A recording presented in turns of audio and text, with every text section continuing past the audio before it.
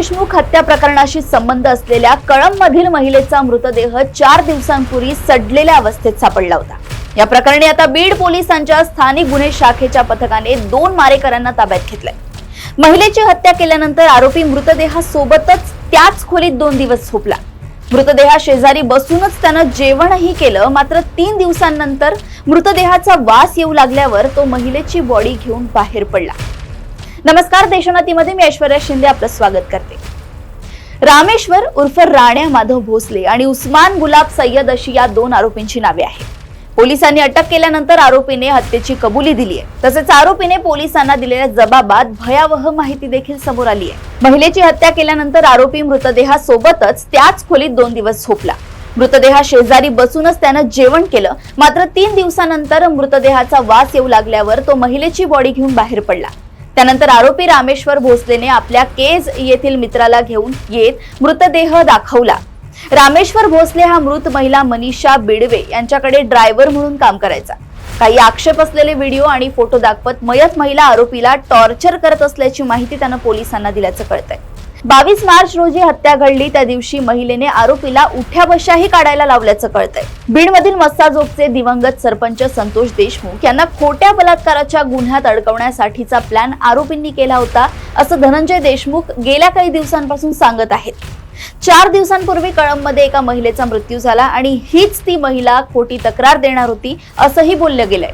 संतोष देशमुख यांना खोट्या बलात्काराच्या गुन्ह्यात अडकवण्यासाठीचा प्लॅन आरोपींनी केला होता। या सगळ्या प्रकरणात एक गोपनीय साक्षीदाराने ही साक्ष दिली आहे।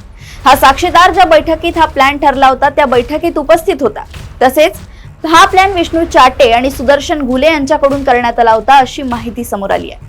विष्णू चाटेला सुदर्शन घुलेने सांगितलं होतं, आम्ही सरपंच संतोष देशमुखांना उचलून नेतो आणि तक्रार करायला गेला तर त्याच्या विरोधात 376 चा गुन्हा दाखल करतो, असं गोपनीय साक्षीदाराने आपल्या साक्षीत म्हटलंय।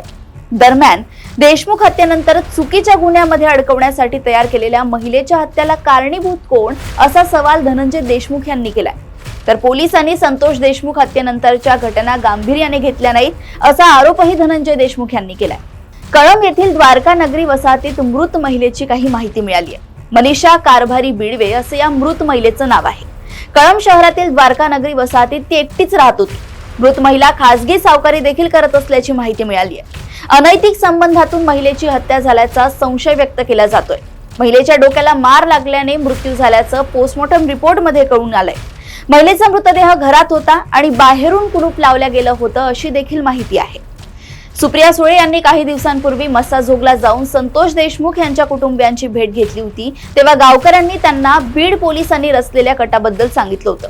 संतोष देशमुख यांच्या मृतदेहाबाबत माहिती मिळाली तेव्हा गावकरी तिकडे गेले। पोलिसांना संतोष देशमुखांना कुठं नेण्यात आले आहे तिथपासून त्यांचा मृतदेह केजमध्ये आणून टाकेपर्यंत सगळं काही माहित होतं। गावकरी संतोष देशमुखांच्या मृतदेहापाशी पोहोचले तोपर्यंत पोलिसांनी तिकडे एक रुग्णवाहिका आणली होती। या रुग्णवाहिकेतून संतोष देशमुखांचा मृतदेह केजकडे न नेता कळंबच्या दिशेने नेण्यात आला। तिकडे एका महिलेला तयार ठेवण्यात आलं होतं, अशी माहिती आहे। या महिलेशी संतोष देशमुख यांचे अनैतिक संबंध होते। त्यांच्यातील वादातून संतोष देशमुखांची हत्या झाली असं बीड पोलिसांना दाखवायचं होतं, मात्र मस्साजोग गावातील तरुण रुग्णवाहिकेचा पाठलाग करत असल्याने हा प्लॅन फसला, असे गावकऱ्यांनी सुप्रिया सुळे यांना सांगितलं होतं। परंतु एक प्रश्न अजूनही अनुत्तरित आहे, तो म्हणजे या महिलेचा खून का करण्यात आलाय।